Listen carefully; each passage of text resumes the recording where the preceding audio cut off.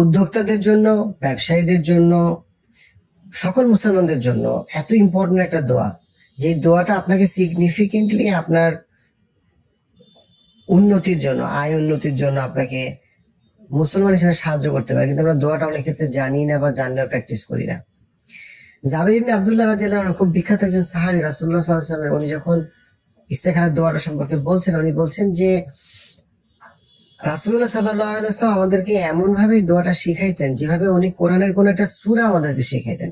আপনি একটু চিন্তা করেন উনি কতটা গুরুত্ব দিয়েছেন, যে কোরআনের একটা সূরা রাসূলুল্লাহ সাল্লাল্লাহু আলাইহি ওয়াসাল্লাম যেভাবে সাহাবাদেরকে শিখাইতেন, সাহাবী উনি বলছেন এই দোয়াটা আমাদেরকে ওইভাবে উনি শিখাইতেন। সেটা হচ্ছে ইস্তেখারার দোয়া।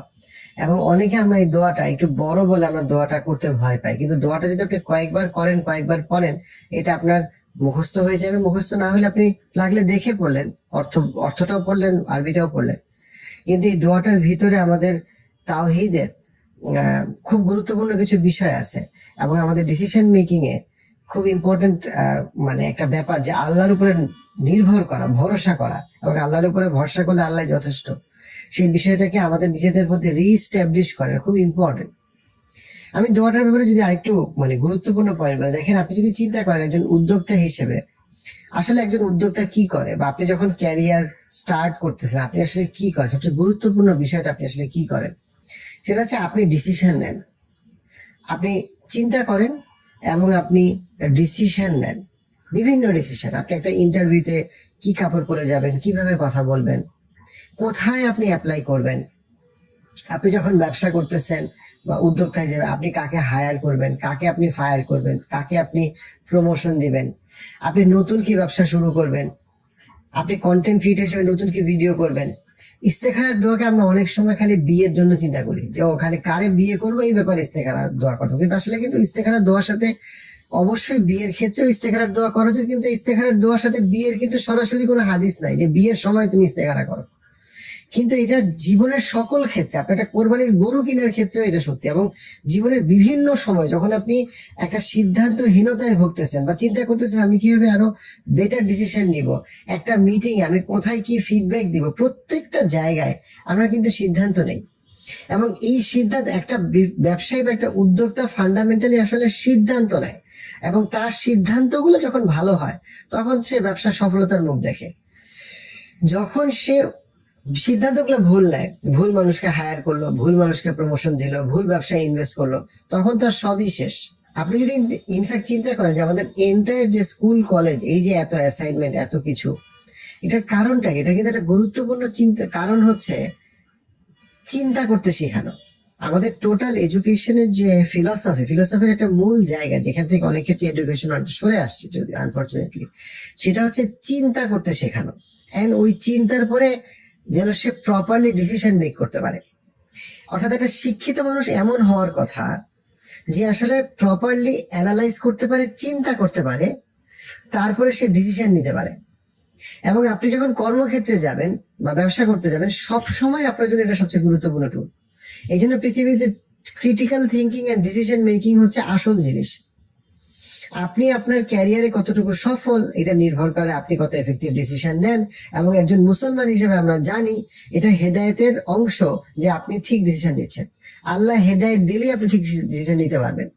আর যদি আপনি কোনো সিদ্ধান্ত নেওয়ার পরে আপনি আল্লাহর উপরে ভরসা করে যদি আপনি সিদ্ধান্তটা নেন, তখন আপনি জানবেন যে এইটাতে যদি আমার জন্য আমি কোনো কষ্ট আমি ফেস করি, দেন সেটা আল্লাহর পক্ষ থেকে পরীক্ষা, এবং আমাকে ধৈর্য ধরতে হবে, তার মধ্যে আমার জন্য কোনো বরকত আছে। আমরা যে সূরা ফাতিহাতে বলি ইয়াকা না'বুদু ওয়া ইয়াকা নাস্তাঈন, যে আমরা শুধুমাত্র আল্লাহরই ইবাদত করি এবং আমরা শুধুমাত্র আল্লাহর কাছেই সাহায্য চাই, এটার কিন্তু প্রত্যেকটা কাজে আমাদেরকে এটা মনে রাখতে হবে। এবং যখন আমরা জীবনে বড় বা ছোট কোনো সিদ্ধান্ত নেই, সেই ক্ষেত্রে আমাদের ইস্তেখারার দোয়াটা কিন্তু আমাদের জন্য খুবই গুরুত্বপূর্ণ, যেটা আমরা যথেষ্ট গুরুত্ব দেই না।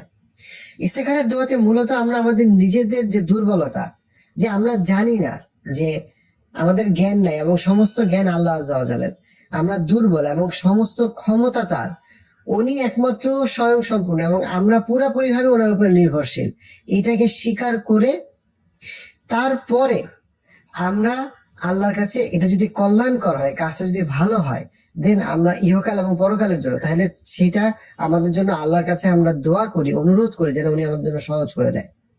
এবং এই কাজটা যদি আমাদের ইহকাল ও পরকালের জন্য অকল্যাণকর হয়, তাহলে সেটার জন্য আমরা আল্লাহর কাছে দোয়া করি যেন আল্লাহ আমাদের থেকে জিনিসটা দূরে সরায় দেয়। এখানে কয়েকটা মানে আমাদের কতগুলো ভুল ধারণা আছে, সেই ভুল ধারণাগুলো সম্পর্কে বলি। একটা হইলো, অনেক মানুষ মনে করে যে ইস্তেখারার দোয়া করা মানে হইলো যে আমি আসলে মানুষের কাছে জানতে চাবো না, বা আমি বিজ্ঞ লোকের পরামর্শ নিব না, যে অভিজ্ঞ লোকের পরামর্শ নিব না। এটা পুরোপুরি একটা ভুল ধারণা। বরং ইস্তেখারার একটা পার্টি হচ্ছে, আলেমরা বলছেন ইস্তেসারা করা। মানে ইস্তেসারা মানে হইলো যে তুমি আসলে মানুষের কাছে, তুমি যার অভিজ্ঞতা আছে, আপনি ধান চাষ করতে যাবেন, জীবনে কখনো ধান চাষ করেন নাই, যে 20 বছর ধরে ধান চাষ করতেছে, তার অভিজ্ঞতা থেকে শেখা, এটা ইটসেলফ ইস্তেখারার যে ওভারঅল প্রসেস বা আইডিয়া, তার একটা পার্ট। যে তুমি জ্ঞানী লোকের কাছ থেকে তুমি পরামর্শ করো। আপনি অসুস্থ, আপনি জানেন না এই রোগ সম্পর্কে, চিকিৎসকের কাছে পরামর্শ করেন। পাশাপাশি আপনি ইস্তেখারার দোয়া করেন এবং নামাজের পর ইস্তেখারার দোয়া করেন। আমরা ইস্তেখারার দোয়াটা কিভাবে করতে হয়? আমি 2 রাকাত নামাজ পড়বো, আমার ফরজ নামাজের বাইরে বা সুন্নত নামাজের বাইরে আমি 2 রাকাত নফল নামাজ পড়বো দিনের যে কোনো সময়, এবং তারপরে আমি দোয়াটা করবো, বোধ আরবিতে এবং বাংলাতে। সেটা আমার জন্য ভালো। কিছু কিছু আলেমরা বলছেন যে নামাজের ভিতরে দোয়া করতে, মানে হচ্ছে আপনি যখন নামাজ শেষ করার আগে, সালাম ফিরানোর আগেও আপনি ইস্তেখারার দোয়াটা করতে পারেন। সালাম ফিরানোর পরে আপনি যদি আরবি বুঝেন তো ভালো, যদি আরবি না বুঝেন এটা উত্তম যে আপনি আরবি না বুঝলে নামাজের পরে আপনি বাংলাটা আরেকবার বলেন। এইটাই আমাদেরকে আলেমরা শিখিয়েছেন। সো দ্যাট দোয়ার একটা ইম্পর্টেন্ট জিনিস হচ্ছে দোয়াটা আপনি বোঝেন। আপনি আরবি মুখস্থ বলতে পারেন, যদি আপনি আরবিটার অর্থ না জানেন, দেন বাংলাটা আরেকবার পড়ে নেওয়াটা, তো এনশিওর যে আপনার আসলে এখলাস আছে। কারণ যেটা আপনি বোঝেন না, যে দোয়া আপনি বোঝেন না, যে ভাষা আপনি বোঝেন না, সেটাতে আসলে মানুষের জন্য এখলাস থাকাটা কঠিন। এই জন্য আলেমরা বলছেন যে যারা আরবি বোঝে না তাদের জন্য ওই দোয়ার বাংলাটাও করে নেওয়া উচিত। সে যদি নামাজের পরে করে তো নামাজের পরে আরবি বাংলাটা করলো, যদি সে নামাজের মধ্যে আরবিটা পড়ে তাহলে নামাজের পরে সে বাংলাটা, সে অনুবাদটা সে পড়লো, এবং কয়েকবার পড়লে অবশ্যই আপনার অনুবাদটা মুখস্থ হয়ে যাবে। ইনফ্যাক্ট কয়েকবার দোয়াটা পড়লে দোয়াটাও আপনার মুখস্থ হয়ে যাবে। আর এটা আমাদের প্রায় প্রতিদিনই এই দোয়াটা আমাদের পড়া উচিত। আনফর্চুনেটলি আমরা হয়তোবা 30-40 বছর পার হয়ে গেছে, কিন্তু আমরা কখনো এই দোয়াটা পড়ি নাই। এই দোয়াটার একটা বড় বিষয় হচ্ছে কি, যেন আপনি আল্লাহর উপরে ভরসা করতে পারেন। অনেক মানুষ মনে করে যে আচ্ছা আমি তো ইস্তেখারার দোয়া পড়লাম, কিন্তু আমি তো স্বপ্ন দেখি নাই। অনেকে আবার বলে স্বপ্নে কি আমি উট দেখবো, নাকি সাপ দেখবো, না গরু দেখবো, ওইটা দেখলে কি বুঝাবে? দেখেন, ইস্তেখারার দোয়াতে কোথাও বলা নাই বা হাদিসে আসে নাই যে আপনি ইস্তেখারার দোয়া করলে আপনি স্বপ্নে দেখবেন যে এক্স্যাক্টলি আপনি কাকে বিয়ে করবেন, কোন ব্যবসায় ইনভেস্ট করবেন। বরং আপনি আল্লাহর কাছে হেদায়েত চাচ্ছেন, আপনি আল্লাহর কাছে সঠিক সিদ্ধান্তের জন্য গাইডেন্স চাচ্ছেন, এবং আপনি যেই সিদ্ধান্তই ইভেনচুয়ালি আপনি নেন না কেন, তার মধ্যে আপনি আল্লাহর পক্ষ থেকে বিশেষ রহমত এবং কল্যাণ চাচ্ছেন। স্বপ্ন দেখতে হবে এমন কোনো কথা আসলে হাদিস কোরআনে স্পষ্টভাবে বলা নাই যে স্বপ্ন দেখতেই হবে, স্বপ্ন দেখলে দোয়া কবুল হয়েছে, স্বপ্ন না দেখলে দোয়া কবুল হয় নাই। ব্যাপারটা এরকম না। চলুন আমরা ইস্তেখারার দোয়াটা আমরা রেগুলারলি আমাদের লাইফের একটা পার্ট বানাই। আমরা সফল ব্যবসায়ী হইতে চাই, উদ্যোক্তা হইতে চাই, চাকরিজীবী হইতে চাই, আমরা অনেক কিছু হইতে চাই, কিন্তু আমরা আল্লাহর উপরে যেভাবে রাসূলুল্লাহ সাল্লাল্লাহু আলাইহি ওয়াসাল্লাম আমাদেরকে ভরসা করা শিখাইছেন, সেটাই যদি আমরা না করি, তাহলে তো আমরা আসলে মুসলমান হিসেবে আমরা আল্লাহ সাহায্যই নিলাম না। আমরা কোরআনে আল্লাহ আযজা ওয়াজাল শিখাইছেন যে রব্বানা আতমিম লানা নূরানা ওয়াগফির লানা, ইয়া আল্লাহ আপনি আমাদের জন্য আমাদের যে নূরকে, আলোকে আপনি পরিপূর্ণ করে দেন, এবং আপনি আমাদের ক্ষমা করেন। এই আলোকে পরিপূর্ণ করার একটা বড় জায়গায় কিন্তু যে হেদায়েতের আলো দিয়ে পরিপূর্ণ করে দেন, যেন আমরা বুঝতে পারি কোনটা কল্যাণকর, কোনটা অকল্যাণকর, কোনটা সঠিক সিদ্ধান্ত, কোনটা ভুল সিদ্ধান্ত।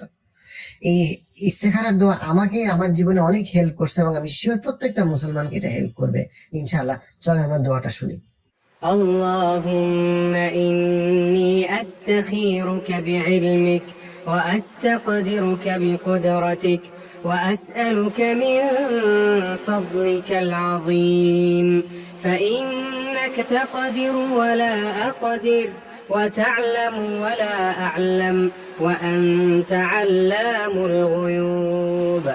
اللهم إن كنت تعلم أن هذا الأمر خير لي في ديني ومعاشي وعاقبة أمري فقدره لي ويسره لي ثم بارك لي فيه. وإن كنت تعلم أن هذا الأمر شر لي في ديني ومعاشي وعاقبة أمري فاصرفه عني واصرفني عنه واقدر لي الخير حيث كان ثم ارضني به.